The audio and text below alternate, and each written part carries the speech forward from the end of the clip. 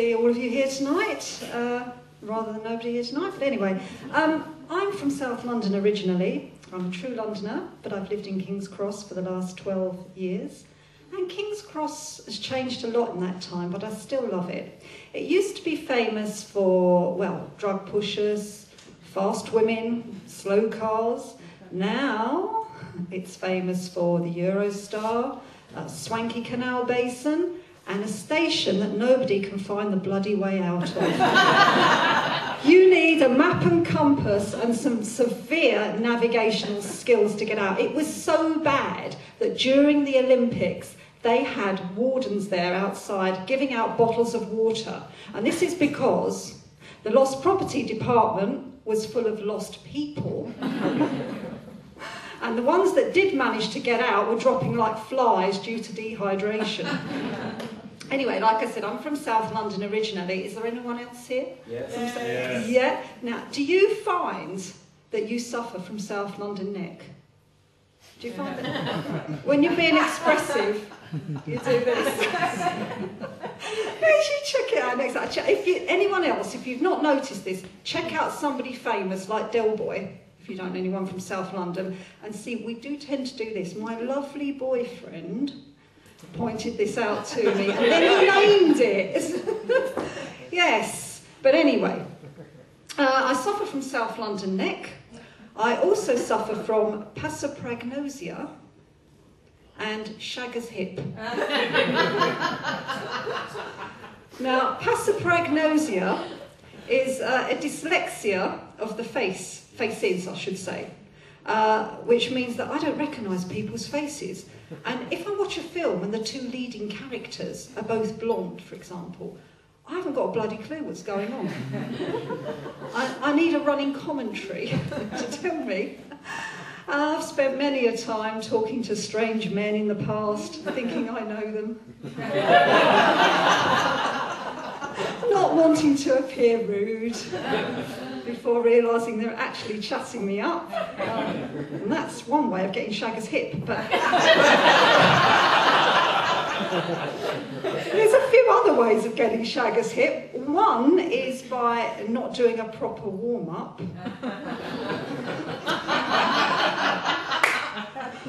Another way is by keeping your legs apart for too long.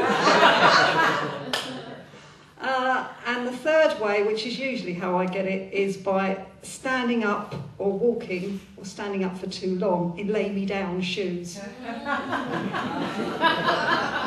Ladies know about that. There are some shoes that you're just not meant to stand up in.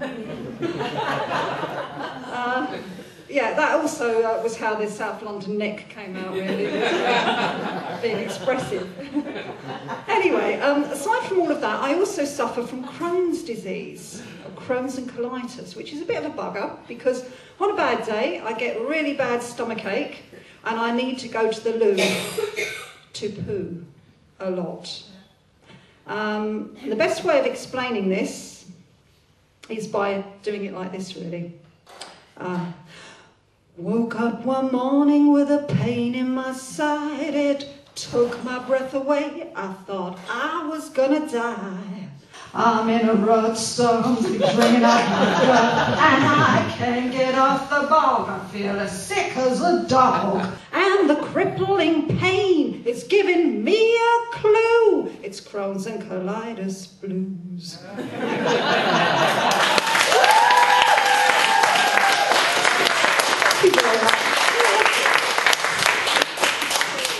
Anyway, so to make sure of this, of course, I had to go to the doctors, and he says, now let's see now, Miss Bradshaw, we'll put a camera up the tail end, and we'll put a camera down the throat, and we'll see what's going on. I said, what? In that bloody order? I mean, I know that the NHS is having a few problems in cuts, but please tell me you're doing the throat first if you've only got the one camera. And as if all of this isn't humiliating enough, I've got this. Oh yeah. In case you can't read that, it says can't wait. It's called a can't wait card, and it was given to me by NAC, NACC, stands for the National Association of Crohn's and Colitis, or as I like to say, nervous anus constantly crapping. I can burst into any public convenience, preferably the ladies, with this, throw myself over to the wash basin like the Sweeney and say, "Can't wait, Cardiff." That's fine, you go right ahead. But of course, we ladies don't only go to the clinic when there's something wrong with us. I went to the family planning clinic the other day, and they said to me, I'll just throw it down there for a minute. They said to me, yeah, well, at your time, at your age, at my age, I needed to find some alternative form of contraception, or protection is what they call it, that's the proper word. Some alternative form of protection. So I said, okay, and I thought about it, and I got myself a samurai sword, pit bull, and a cap. Now, for those of you who don't know what a cap is, it's a latex dome about the size of your palm with a springy perimeter, and you cover it in spermicidal cream, squeeze the sides together, and put it in. Now, I'm just going to put this here because the nurse, she says to me, "Miss Bradshaw, do this as part of your daily ablutions. Have a shower, everything, prepare it, put the cap in, job done. And that way you'll always be ready for action." That worked fine until one day I was late and I flew out the shower, started brushing my teeth, put the cap in, and suddenly my mouth went numb. And I realised, of course, I'd started brushing my teeth with the spermicide cream. And then in that sort of brief 2 seconds, I knew what was going to happen next. I took off to the ceiling with pain. But it was all right because I knew that my cap was expertly fitted and my vagina was halitosis free with a ring of confidence.